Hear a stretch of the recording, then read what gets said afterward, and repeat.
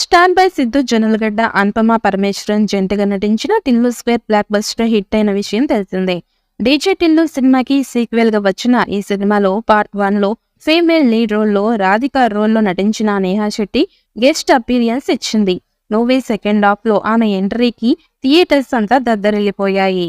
ఇక త్వరలోనే టిల్లు పార్ట్ 3 కూడా రాబోతూ ఉందని మేకర్స్ తెలిపారు. మరి పార్ట్ 3 లోనూ రాధిక పాత్ర కంటిన్యూ అవుతుందా లేదా అనే సందేహంలో ఫ్యాన్స్ ఉండగా, అదే విషయమై నేహా శెట్టి తాజా ఇంటర్వ్యూలో క్లారిటీ ఇచ్చింది.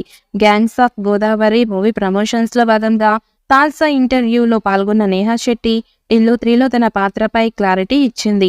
మేకర్స్ రాధిక పాత్రను ఇంకా చూపించాలనుకుంటే కంటిన్యూ చేస్తారు. దర్శకులు నాకు ఇచ్చిన డైలాగ్స్ ని ఎంత అందంగా చెప్పాలనే దాని గురించి నేను ఆలోచిస్తాను అని చెప్పింది. టిల్లు స్క్వేర్ లో రాధిక బెంగళూరులో వెళ్ళినట్లుగా చూపించారు. అక్కడకు వెళ్లిన తర్వాత పెళ్లి చేసుకుంటుందా లేదా టిల్లు కోసం తిరిగి వస్తుందా అనేది చెప్పలేం అంటూ తెలిపింది. నేహా శెట్టి కామెంట్స్ ని బట్టి చూస్తే టిల్లు 3లో కూడా ఆమె పాత్ర మేకర్స్ కంటిన్యూ చేసే అవకాశాలే ఎక్కువగా కనిపిస్తున్నాయి. ఇక ఒకప్పుడు ఒక సినిమా హిట్ అయ్యిందంటే దానికి కొనసాగింపుగా ఎలాంటి సీక్వెల్స్ ఉండేవి కాదు. కానీ ఇప్పుడు అంతా మారిపోయింది. సినిమా హిట్ టాక్ వచ్చిందంటే చాలు సీక్వెల్స్ రెడీ చేసుకుంటున్నారు.